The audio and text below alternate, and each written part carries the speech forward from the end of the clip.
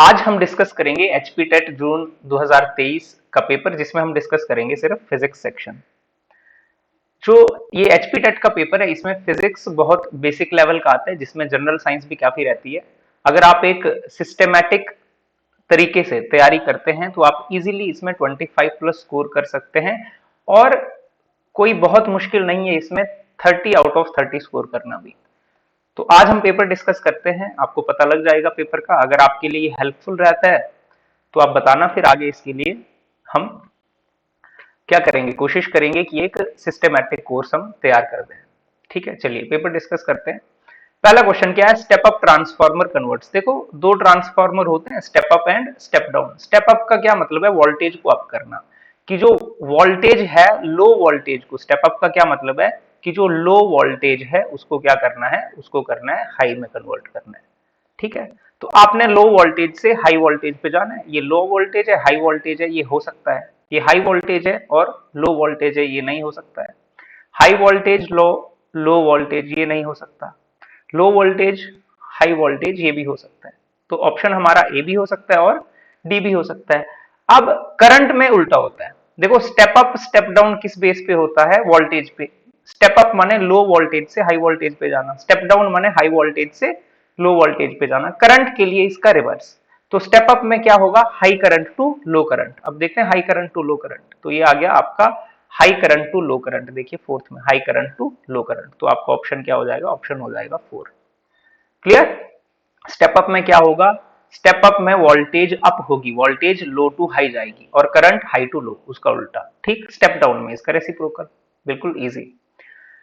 Next क्या है, ये बड़ा स्टैंडर्ड क्वेश्चन है। देखो, minimum distance required to hear an echo. ये बिल्कुल स्टैंडर्ड है, 17.2 सेंटीमीटर का डिस्टेंस चाहिए कम से कम। किसके लिए, एको के लिए। ठीक। अब हालांकि ये क्वेश्चन क्या है, क्वेश्चन में गड़बड़ है। क्वेश्चन में सेंटीमीटर नहीं होना चाहिए, क्वेश्चन में मीटर होना चाहिए, है ना। ये यूनिट गलत है, तो ग्रेस होना चाहिए। लेकिन अब वैल्यू ठीक है, वैल्यूज में कोई गड़बड़ नहीं है। 17.2 होता है, लेकिन 17.2 ना मीटर होना चाहिए। इको के लिए जो मिनिमम डिस्टेंस है वो कितनी होनी चाहिए, 17.2 मीटर होनी चाहिए, है ना। यहां पर सेंटीमीटर लिखा है तो सेंटीमीटर नहीं होना चाहिए, ये मीटर होना चाहिए। क्लियर। चलिए नेक्स्ट क्या है हमारे पास, which layer of earth atmosphere reflects back radio waves to earth surface. अब ये स्टैंडर्ड क्वेश्चन है, जनरल साइंस का क्वेश्चन है। आइनोस्फीयर, आइनोस्फीयर क्या करता है, जो रेडियो वेव्स है उनको रिफ्लेक्ट बैक करता है। ठीक है, तो इसमें मैंने आपको पहले ही बताया कि जनरल साइंस के भी काफी क्वेश्चन रहते हैं। सिंपल। नेक्स्ट क्या आपके पास, a wavelength of 0.3 metre is produced in air and it travels at a speed of 300 metre per second, what type of wave it would be. देखो, आपके पास वेवलेंथ दी है, वेवलेंथ को बच्चों लिखते हैं हम लैम्डा से। वेवलेंथ क्या होता है, लैम्डा। तो लैम्डा कितना दिया है, 0.3 मीटर। स्पीड, स्पीड माने वी, वी कितना आपको दिया हुआ है, 300 मीटर पर सेकेंड। किसी भी वेव का जो स्पीड होता है, आपने याद रखना है हमेशा, किसी भी वेव का, चाहे किसी भी तरह की वेव हो, उसका जो स्पीड होता है it is the product of wavelength and frequency. कोई भी जो स्पीड होता है it is the product of wavelength and frequency. तो यहां से आप फ्रीक्वेंसी निकाल लीजिए। फ्रीक्वेंसी क्या आ जाएगी, वी ओवर लैम्डा। तो वी ओवर लैम्डा जब आप करेंगे, वी कितना है, 300 डिवाइडेड बाई 0.3, तो आपके पास आ गया कितना, 1000, है ना। ऊपर आपने एक जीरो बढ़ा दिया, नीचे डेसिमल हटा दिया, तो आपके पास फ्रीक्वेंसी आ गई 1000 हर्ट्ज। अब आपको कुछ चीजें पता होनी चाहिए बेसिक। फ्रीक्वेंसी आपने निकाल ली कितनी, 1000। अब बहुत बेसिक सी चीजें आपको क्या पता होनी चाहिए, देखिए यहां पर मैं बताता हूं आपको। जो 20 हर्ट्ज से 20,000 हर्ट्ज की रेंज होती है, 20 हर्ट्ज से 20,000 हर्ट्ज के बीच जो रेंज होती है, ये होती है ऑडिबल। ऑडिबल माने साउंड वेव्स। तो देखो, 20 हर्ट्ज से 20,000 हर्ट्ज के बीच आ रहा है 1000, तो माने ये ऑडिबल या साउंड वेव्स होंगी। क्लियर। अगर 20 हर्ट्ज से कम होता है, 20 हर्ट्ज से कम होता है, तो हम क्या बोलते हैं उनको, उनको बोलते हैं इंफ्रासोनिक। इंफ्रा क्या हो गया, इंफ्रा का मतलब है बहुत छोटा, कहां, 20 हर्ट्ज से भी कम। और 20,000 हर्ट्ज से ज्यादा हो गया, एक्सेस में हो गया, तो उसको बोलते हैं अल्ट्रासोनिक। ठीक। तो यहां पर जो हमारा ऑप्शन हो जाएगा, यहां पर हो जाएगा ऑडिबल। क्यों, क्योंकि हमारी जो वैल्यू आ रही है वो 20 और 20,000 के बीच आ रही है। तो ये क्या हो गया, ऑडिबल हो गया, साउंड वेव्स हो गया।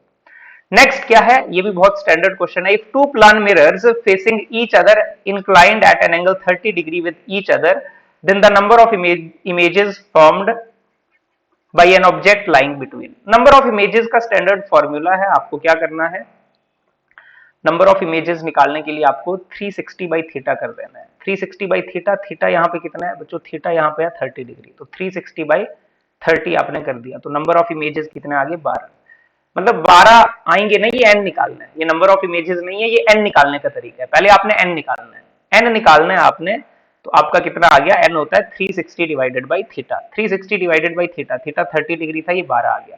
तो जो नंबर ऑफ इमेजेस है, नंबर ऑफ इमेजेस वो जनरली होता है n-1। एक स्पेशल केस भी होता है, वो मैं आपको बता देता हूं, जहां पे n-1 नहीं n होता है, लेकिन इन जनरल n-1 होता है, तो आपने 12 में से 1 घटा देना है, तो आपका आंसर क्या हो जाएगा, 11 हो जाएगा। क्लियर? चलिए अब मैं आपको डिटेल में 2 केसेस बता देता हूं जो आपने याद रखने हैं कि नंबर ऑफ इमेजेस, इतना डिटेल में खैर मुझे लगता नहीं है कि आपके एचपी टेट में पूछ लेगा ये, लेकिन फिर भी हम नंबर ऑफ इमेजेस के लिए क्या होता है, देखो हम सबसे पहले n निकालेंगे। n क्या होता है, 360 डिवाइडेड बाई थीटा। ठीक, सबसे पहले आप क्या करोगे, नंबर ऑफ इमेजेस के लिए n निकालोगे। 2 केस होंगे, या तो n आएगा इवन, या तो n क्या आएगा, जैसे अभी 12 आ गया, इवन आ गया, या तो n आएगा ऑड। ठीक, या तो n आएगा इवन, या तो n आएगा ऑड। जब n इवन आ गया, जैसे अभी 12 आ गया था, तो नंबर ऑफ इमेजेस होंगे n-1। तो नंबर ऑफ इमेजेस क्या होंगे, नंबर ऑफ इमेजेस आपके आ जाएंगे n-1। जब n ऑड होगा, जब n क्या आ जाएगा, ऑड आ जाएगा, जब n ऑड आ जाएगा तो आपकी जो नंबर ऑफ इमेजेस हैं वो 2 तरह से कैटेगराइज होते हैं। एक केस में n-1 होंगे, एक केस में n होंगे। ठीक, n-1 कब होंगे, जब ऑब्जेक्ट सिमेट्रिकली प्लेस्ड होगा। जब ऑब्जेक्ट कैसे प्लेस्ड होगा, सिमेट्रिकली। और n कब होंगे, जब ऑब्जेक्ट अनसिमेट्रिकली प्लेस्ड होगा। अब ये सिमेट्रिकल अनसिमेट्रिकल का क्या मतलब है, ये चीज अगर आप याद रख लें, पहले आपने n निकालना है 360 बाई थीटा, फिर अगर n इवन आता है तो आंख बंद करके n-1 कर दो, तो आपकी नंबर ऑफ इमेजेस आ गई। जैसे यहाँ पर 12 आ गया, 360 डिवाइडेड बाई 30 12, 12 माइनस 1 कर दिया 11। अगर n ऑड आता, लेट्स से 11 आ जाए, 5 आ जाए, तो फिर अगर ऑब्जेक्ट सिमेट्रिकल रखा है तो n-1, और अनसिमेट्रिकल रखा है तो n इमेजेस होंगे। अब सिमेट्रिकल अनसिमेट्रिकल का क्या मतलब है, सिमेट्रिकल अनसिमेट्रिकल का मतलब है कि जैसे ये मिरर हैं, अगर मिरर्स के बिल्कुल बीचों बीच रख दे, कि जैसे 30 डिग्री एंगल था तो इधर भी 15, इधर भी 15, बिल्कुल बीचों बीच रख दे तो सिमेट्रिकल। नहीं तो अगर ऐसे 2 मिरर हैं और ऐसे मान लो रख दिया कहीं ऑब्जेक्ट, ऊपर 20 डिग्री और नीचे 10 डिग्री, अब ये अनसिमेट्रिकल हो गया। क्लियर? तो खैर आप इतना ही याद रख लो, n-1 होता है, क्योंकि मुझे नहीं लगता अनसिमेट्रिकल ऑब्जेक्ट वाला पूछेगा, लेकिन फिर भी जिसको याद रखना है वो याद रख सकता है। अदरवाइज n-1 आपको याद रहना चाहिए। और n कैसे निकालना है, 360 बाई थीटा। क्लियर? तो नंबर ऑफ इमेजेस आप ऐसे निकाल सकते हो, 360 बाई थीटा करोगे और उसमें से एक माइनस कर दोगे। ठीक, एक स्पेशल केस होता है जब n ऑड आए और ऑब्जेक्ट अनसिमेट्रिकल हो। n क्या आ जाए, जब ऑड आ जाए और ऑब्जेक्ट कैसा रखो, ऑब्जेक्ट रखा हो अनसिमेट्रिकल। अनसिमेट्रिकल मतलब शीशों के जो ये 2 शीशे हैं, इनके बिल्कुल मिड पे नहीं रखा है, कहीं साइड में, इधर या इधर, ऊपर या नीचे। क्लियर? चलो नेक्स्ट हमारे पास, नेक्स्ट क्वेश्चन जो है हमारे पास ये क्या है, an air bubble in water behaves like. देखो एयर बबल जो जनरली होता है ना, एयर बबल ऐसे गोल सी शेप का होता है। अब एयर बबल की जनरल शेप कन्वेक्स है। जनरल शेप क्या है, कन्वेक्स, जब वो हवा में है, एयर में है। लेकिन जब वो वाटर में होता है, जब एयर बबल को कहां पे हम रखेंगे, जब एयर बबल को वाटर में रखेंगे, ये एयर बबल है, ये वाटर, बाहर इसके क्या है, सराउंडिंग में इसके पानी है। तो जब एयर में रखेंगे, अब एयर की डेंसिटी कम होती है, वाटर की डेंसिटी ज्यादा होती है, माने वाटर डेंसर है, एयर क्या है, रेयर है। जब बाहर मीडियम डेंस हो तो नेचर रिवर्स हो जाता है। तो वैसे इसका नेचर कन्वेक्स है, लेकिन अगर इसको इससे डेंसर मीडियम में रखेंगे, अब वाटर क्या है, एयर से ज्यादा डेंसर मीडियम है, तो नेचर रिवर्स हो जाता है। तो आप याद भी रख सकते हैं कि एयर बबल को जब वाटर में रखेंगे तो ये क्या होगा, कनकेव लेंस की तरह बिहेव करेगा।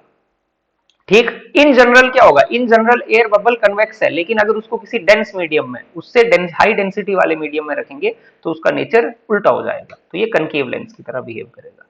क्लियर? नेक्स्ट क्या है, when a ray of light enters from one medium to another, its wavelength remain same, its frequency remain same, frequency increases, none of these. जब भी देखो कोई लाइट जो है, लाइट की ना फ्रीक्वेंसी चेंज नहीं होती है, आप याद रखना, फ्रीक्वेंसी सोर्स पे डिपेंड करती है। फ्रीक्वेंसी किस पे डिपेंड करती है? फ्रीक्वेंसी डिपेंड करती है सोर्स पे। लाइट जब एक मीडियम से दूसरे मीडियम में जाती है उसकी वेवलेंथ चेंज हो जाती है, सेम नहीं रहती है, ठीक है। वेवलेंथ क्या हो जाती है? वेवलेंथ हो जाती है उसकी चेंज। फ्रीक्वेंसी चेंज नहीं होती, फ्रीक्वेंसी सोर्स डिसाइड करता है। अब सोर्स से जो आ रही है, जो भी फ्रीक्वेंसी भेजेंगे आगे वही जाएगी। क्लियर? तो फ्रीक्वेंसी क्या होगी? सेम ही रहेगी। चलिए नेक्स्ट है हमारा, which of the following can be measured by anemometer. ये भी जनरल साइंस का क्वेश्चन है। एनीमोमीटर से विंड स्पीड मेजर की जाती है, इसमें कुछ समझाने वाला नहीं। Which of the following has maximum energy. अब मैक्सिमम एनर्जी आपने विबग्योर पढ़ा होगा, तो विबग्योर से आप याद रख सकते हो, ये है विबग्योर।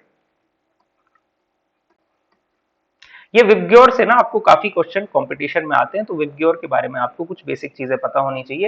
ये जो विबग्योर है ना, वी से आर की तरफ जब आप जाते हो, वी से आर की तरफ आप जाते हो तो वेवलेंथ इंक्रीज होती है, लैम्डा क्या होता है? इंक्रीज होता है। बस इतनी सी बात याद रख लो, बाकी आपके सारे क्वेश्चन हो जाएंगे। वी से आर की तरफ, माने वी की वेवलेंथ सबसे कम है, फिर इंडिगो की बढ़ेगी, ब्लू की और बढ़ेगी, रेड की वेवलेंथ सबसे ज्यादा होगी। रेड की वेवलेंथ क्या होगी? सबसे ज्यादा। वी से आर की तरफ जाने पर वेवलेंथ बढ़ती है। अब एक छोटा सा कॉन्सेप्ट होता है साइंस में, क्या कि जो एनर्जी है ना, जो energy is inversely proportional to wavelength. Energy क्या होती है? Energy is inversely proportional to wavelength. ठीक, जिन्होंने साइंस पढ़ी है उनको पता भी है, E is equal to H C upon lambda. ठीक, तो energy is inversely proportional to क्या? वेवलेंथ। क्लियर? तो अब वेवलेंथ की इनवर्सली, माने जिसकी वेवलेंथ ज्यादा होगी उसकी एनर्जी कम होगी, और जिसकी वेवलेंथ कम होगी उसकी एनर्जी ज्यादा होगी। हमें चाहिए मैक्सिमम एनर्जी। हमें क्या चाहिए? Maximum energy. तो एनर्जी सबसे ज्यादा चाहिए, तो मतलब वेवलेंथ क्या होनी चाहिए? सबसे कम होनी चाहिए। इसमें देखो सबसे कम वेवलेंथ है वॉयलेट की, क्या वॉयलेट ऑप्शन है? नहीं है। उससे कम है इंडिगो की, क्या इंडिगो ऑप्शन है? नहीं है। उससे कम है ब्लू की, क्या ब्लू ऑप्शन है? तो ये हमारा ऑप्शन हो गया ब्लू। क्लियर? तो आपका ऑप्शन क्या हो गया इसमें? ब्लू। आई होप आपको इजीली समझ आया होगा।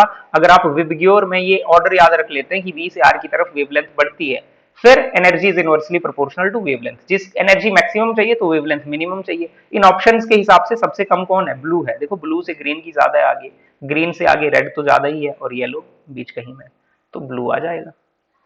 क्लियर?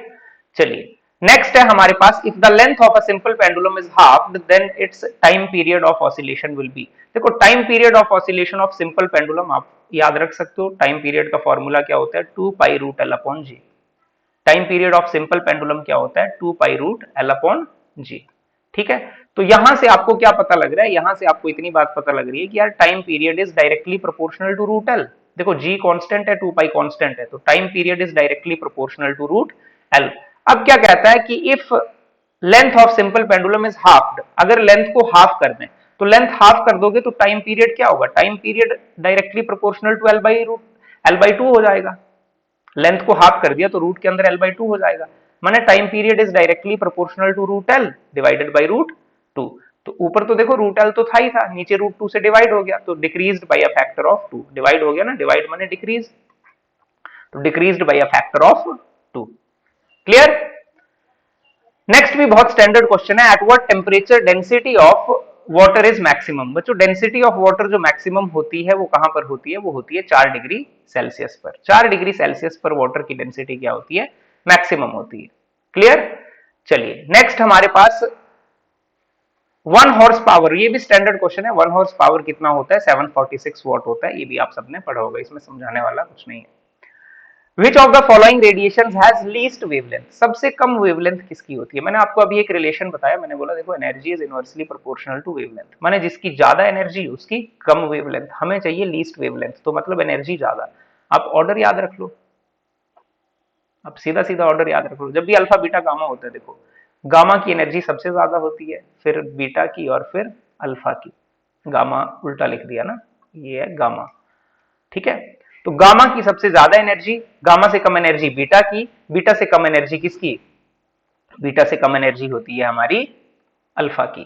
तो हमसे क्या पूछा है कि लीस्ट वेवलेंथ, लीस्ट वेवलेंथ उसी की होगी जिसकी सबसे ज्यादा एनर्जी है। सबसे ज्यादा एनर्जेटिक कौन है? गामा, तो गामा की। क्लियर? आगे बात समझ? चलिए फिर नेक्स्ट हमारे पास आता है 74 question. A boy weighing 50 kg climbs 45 stairs in 9 seconds. If each step of height 15 centimeter, then how much power did he spend? Power का स्टैंडर्ड फॉर्मूला क्या होता है भाई? पावर होता है वर्क अपॉन टाइम। पावर क्या होता है? Work upon time. और कोई भी आदमी अगर चढ़ाई चढ़ता है, सीढ़ियां वगैरह चढ़ता है, हाइट इंक्रीज करता है, तो वर्क होता है mgh, potential energy, mgh divided by T. अभी m दिया हुआ है, m कितना दिया हुआ है आपको? 50, भर दो 50। g कितना है? कुछ नहीं बोला हुआ है g के बारे में, है ना? तो g की वैल्यू क्या करते हैं? 10 ले लेते हैं। चलो 10 ले लेते हैं g की वैल्यू। h की वैल्यू कितनी है? h होगी हाइट। देखो एक सीढ़ी जो है वो कितनी है? 15 सेंटीमीटर हाइट की है और टोटल 45 सीढ़ियां हैं, तो हाइट कितनी हो गई? हाइट आ जाएगी आपकी 45 इंटू 0.15। 0.15 क्यों भाई? सेंटीमीटर वाली वैल्यू नहीं यूज करते हैं, यूज करते हैं मीटर वाली वैल्यू। ठीक, तो 0.15 सेंटीमीटर माने 0.15 मीटर। तो इसको आप मल्टीप्लाई कर दो 45, है ना? इसको मल्टीप्लाई करके देखते हैं साइड में। 45 इंटू 15 डिवाइडेड बाई 100 कितना आ गया? ये 320 4 9, तो 27/4। ये कितना आ गया? 27/4। मैं सीधा लिख रहा हूं 27/4। ठीक, चलिए तो हाइट को मैंने क्या लिख दिया? 27/4। तो क्या आ गया? mgh आ गया डिवाइडेड बाई टी। टाइम कितना है? 9 सेकेंड। ये 4 है, ठीक है? यहां पे क्या है? 4 है। इसको सॉल्व करो, आंसर आ जाना चाहिए। 9 3 जा 27, 4 2 5 1 25, 25 इंटू 5 इंटू 3, 25 5 जा 125, 125 इंटू 3 कितना आ गया? 375 आपका। 125 इंटू 3 कितना आ गया? 375 वॉट। ठीक है, तो आपका ये आंसर आ जाएगा ये वाला। क्लियर? जब भी वर्टिकल हाइट में कोई चीज चलती है तो वर्क डन mgh, पावर निकाल ली mgh बाई टाइम। क्लियर? चलिए नेक्स्ट है हमारे पास, a wire of resistance R is melted and recast to half of its length, then the new resistance of the wire will be. आप standard formula भी याद रख सकते हैं ना, जो न्यू रेजिस्टेंस होता है ना, जो new resistance let's say R dash, ये क्या होता है? N square into R. Shortcut आप ये याद रख सकते हैं। न्यू रेजिस्टेंस क्या होता है? R dash is equal to N square into R. N का क्या मतलब होता है ये आपको याद रहना चाहिए। एन का मतलब होता है final length divided by initial length. N क्या होता है? Final length divided by initial length. यहां पर फाइनल लेंथ कितनी है? रिकास्ट पहले मान लो उसकी लेंथ थी इनिशियली एल और फाइनली हाफ कर दी, तो अब कितनी हो गई? l/2। तो एल से एल कैंसिल हो जाएगा, एल से एल क्या हो जाएगा? कैंसिल। तो एन कितना आ गया? 1/2। एन कितना आ गया? 1/2। तो यहाँ पे बस 1/2 भर दीजिए एन की जगह। 1/2 का स्क्वायर इंटू आर, तो 1/2 का स्क्वायर कितना हो गया? 1/4r। 1/4r मैंने r/4। क्लियर? ठीक है, तो कितना आ गया? r/4। नेक्स्ट है, sound is heard over longer distances on a rainy days because. इसका मतलब है जब भी रेनी डेज होते हैं, रेनी डेज का क्या मतलब है? रेनी डेज का मतलब है मॉइस्चर, मॉइस्चर बढ़ जाता है, और जब भी मॉइस्चर बढ़ जाता है तो स्पीड ऑफ साउंड अप होती है। ठीक है, आपको स्पीड ऑफ साउंड के बारे में क्या क्या पता होना चाहिए? देखो कुछ चीजें पता होनी चाहिए। स्पीड ऑफ साउंड मॉइस्चर बढ़ने के साथ बढ़ती है ना? वाटर कंटेंट जब भी एयर में बढ़ता है तो स्पीड ऑफ साउंड बढ़ेगी। आपको पता है वैसे भी लिक्विड्स में स्पीड ऑफ साउंड क्या होती है? ज्यादा होती है। तो जब भी वाटर कंटेंट बढ़ेगा तो स्पीड ऑफ साउंड क्या होगी? इंक्रीज होगी, तो माने साउंड फास्ट ट्रेवल करेगी। जब भी टेम्परेचर बढ़ेगा तो भी स्पीड ऑफ साउंड बढ़ती है, ऐसे उनका रिलेशन होता है, v is proportional to root T. जब भी टेम्परेचर बढ़ेगा तो भी स्पीड ऑफ साउंड बढ़ती है। प्रेशर पे इंडिपेंडेंट होती है, अगर प्रेशर चेंज करेंगे तो स्पीड ऑफ साउंड को कुछ नहीं होगा। क्लियर? ये तीन चीजें आप याद रख सकते हैं। टेम्परेचर बढ़ाने से स्पीड ऑफ साउंड बढ़ेगी, मॉइस्चर बढ़ाने से स्पीड ऑफ साउंड बढ़ेगी, और प्रेशर को कम ज्यादा करने से स्पीड ऑफ साउंड सेम रहेगी।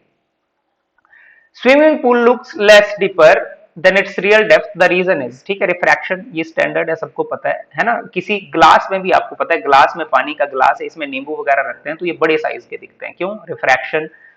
रिफ्रैक्शन के आपने बहुत सारे एप्लीकेशन पढ़े हैं, है ना? क्यों हमें तारे ट्विंकल करते हुए दिखते हैं? ये सब एटमॉस्फेरिक रिफ्रैक्शन या रिफ्रैक्शन।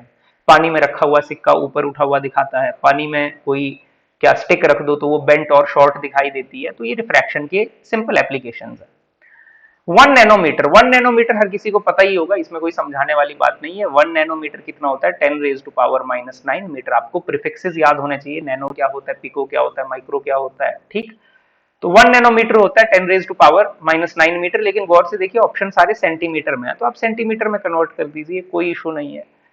आप क्या करेंगे, यहाँ पर 10 की पावर -9 मीटर है, तो आप मीटर को, 1 मीटर में 100 सेंटीमीटर, तो आप क्या कर दीजिए इसको 10 की पावर -9 मीटर की जगह 100, 100 माने 10 की पावर 2, तो हो गया सेंटीमीटर। अब बेस सेम तो पावर ऐड, -9 प्लस का 2, -7 सेंटीमीटर। क्लियर? तो आपका ये ऑप्शन आ जाएगा बी ऑप्शन। नेक्स्ट आपके पास है फार साइटेडनेस। फार साइटेडनेस जो होती है, देखिए फार साइटेडनेस का मतलब होता है हाइपरमेट्रोपिया। फार साइटेडनेस कौन सी हो गई? हाइपरमेट्रोपिया। अभी हाइपरमेट्रोपिया को करेक्ट करने के लिए कन्वेक्स यूज होता है।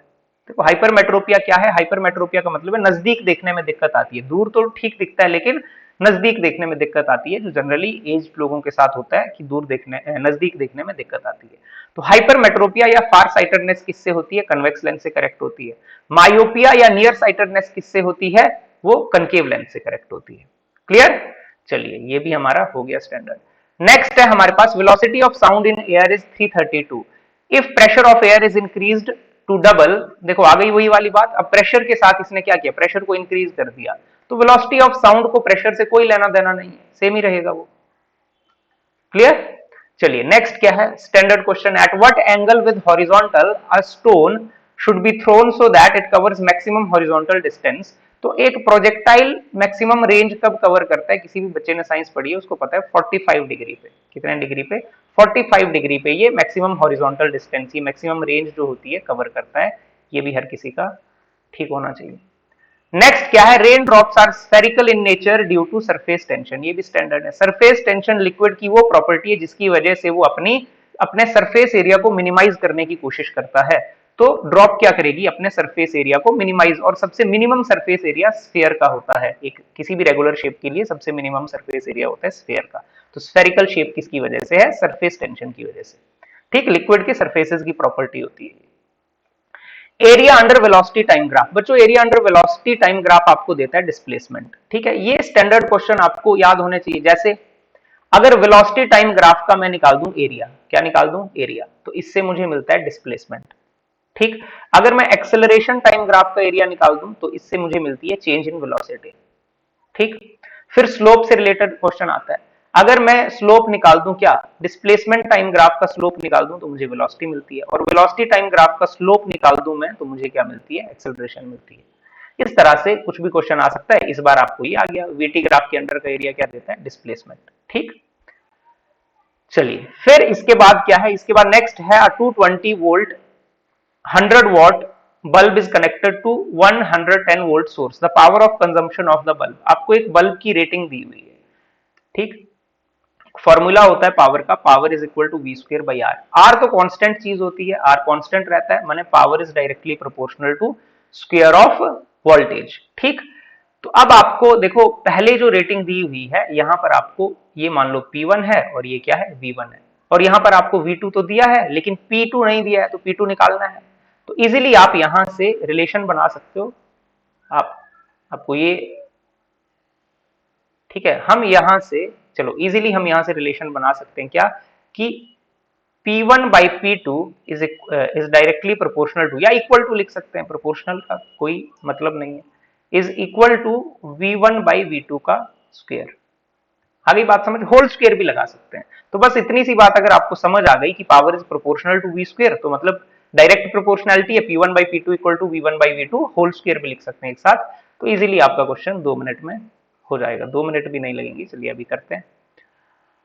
तो हमें यह पता लग गया कि जो P1 बाई P2 है, ऐसे हम लिख सकते हैं, या P2 बाई P1 भी लिख सकते हैं, तो एक स्टेप में आ जाएगा। P2 बाई P1 लिखेंगे तो ऊपर V2 नीचे V1, क्या स्क्वायर के साथ प्रोपोर्शनैलिटी। P2 आपको निकालना है, P1 फर्स्ट पावर कितनी दी हुई है आपको?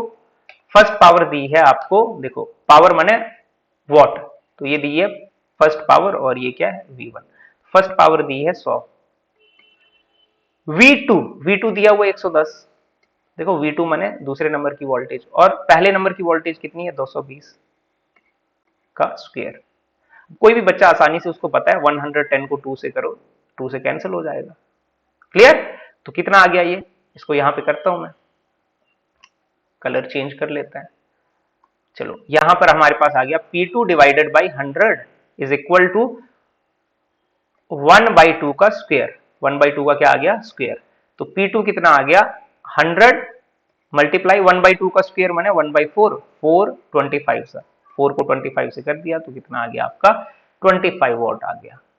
क्लियर, इजीली है ना। आपको अगर उधर समझ नहीं आया तो यहाँ पे P2 आपने क्या किया, उधर 100 मल्टीप्लाई हो जाएगा और यहाँ पे आ जाएगा 1/2 का स्क्वायर। अब 1/2 का स्क्वायर हर बच्चे को पता है कितना होता है, 1/2 का स्क्वायर होता है 1/4, तो ये कितना आ गया 25।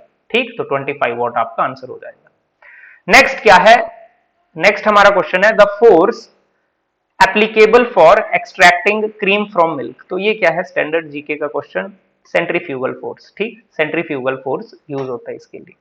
ठीक है, सेंट्रीफ्यूगल फोर्स एक सूडो फोर्स होता है। Energy of sun is produced by, ये भी स्टैंडर्ड है। एनर्जी ऑफ सन क्या है, न्यूक्लियर फ्यूजन। हाइड्रोजन बम क्या है, nuclear fusion. Nuclear reactor plant क्या होता है, वो न्यूक्लियर फिजन होता है। ठीक, तो एनर्जी ऑफ सन का रीजन है न्यूक्लियर फ्यूजन। फ्यूजन माने जुड़ना, फिजन माने टूटना। The SI unit of magnetic flux बिल्कुल स्टैंडर्ड है, कक्षा 12वीं में है ये। SI unit of magnetic flux क्या होता है, वेबर होता है। SI unit of magnetic field क्या होता है, टेस्ला होता है। ठीक, लेकिन हमारा यहाँ पर मैग्नेटिक फ्लक्स का पूछा था तो क्या आ गया, weber. SI unit of conductivity, देखो कंडक्टिविटी का यूनिट स्टैंडर्ड है बिल्कुल। कंडक्टिविटी क्या होता है, कंडक्टेंस होता है। सबसे पहले देखो रेजिस्टेंस होता है ओम, चलो रेजिस्टेंस ओम होता है। रेजिस्टिविटी क्या होता है, ओम मीटर होता है। रेजिस्टिविटी क्या होता है, ओम मीटर होता है। कंडक्टेंस क्या होता है, ओम इनवर्स होता है, और इसको साइमन भी बोलते हैं, ओम इनवर्स और साइमन। कंडक्टिविटी क्या होती है, ओम इनवर्स मीटर इनवर्स। तो माने ओम इनवर्स को तो साइमन भी बोलते हैं, तो siemens metre inverse, siemens metre inverse. Metre inverse माने पर मीटर। मीटर इनवर्स को कैसे पढ़ते हैं, मीटर इनवर्स को पढ़ते हैं पर मीटर, ये पर मीटर पढ़ते हैं इसको। ठीक है, तो मीटर इनवर्स का क्या मतलब होता है, मीटर इनवर्स का मतलब होता है पर मीटर, तो साइमन पर मीटर। क्लियर, वैसे आप याद भी रख सकते हैं अगर आपको ये चीज समझ आती है तो और बढ़िया है। When a ball is thrown up, the value of acceleration due to gravity will be negative, है ना। आप बॉल को ऊपर फेंकते हो, ये आपने फेंका बॉल यहां से ऊपर, तो एक्सेलरेशन ड्यू टू ग्रेविटी कहां लगती है, नीचे की तरफ, तो नीचे की तरफ हम नेगेटिव कंसीडर करते हैं, तो acceleration due to gravity negative. The unit newton second is equal to, अब न्यूटन सेकेंड है, बिल्कुल इजीली आप कर सकते हो। न्यूटन का क्या मतलब होता है भाई, न्यूटन होता है फोर्स, फोर्स होता है मास इनटू एक्सेलरेशन। तो न्यूटन का मतलब क्या हुआ, मास माने केजी, एक्सेलरेशन माने मीटर पर सेकंड स्क्वायर। तो बस सिंपल, अब आपको ये न्यूटन सेकंड देखना है तो न्यूटन सेकंड, न्यूटन की जगह क्या लिखोगे, केजी मीटर पर सेकंड स्क्वायर, और ये सेकंड था, ये सेकंड लिख दिया, तो ये क्या आ गया, केजी मीटर, ये एक पावर है, सेकंड की पावर -2, सेकंड की power -1, base same power add, -2 + 1 कितना हो गया, -1, तो सेकंड -1, केजी मीटर सेकंड -1, कितना आ गया, केजी मीटर सेकंड -1।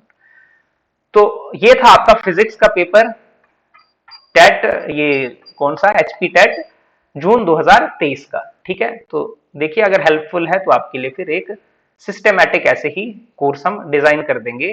ठीक है, कोर्स वीडियोस डाल देंगे जिससे आप तैयारी कर सकते हो। बिल्कुल बेसिक लेवल की फिजिक्स आती है, ज्यादा इसमें एडवांस पढ़ने की जरूरत नहीं है, डायरेक्ट फॉर्मूले आने चाहिए और जो बिल्कुल स्टैंडर्ड थ्योरेटिकल कंसेप्ट्स हैं वो हमें याद होने चाहिए। ठीक है, चलिए।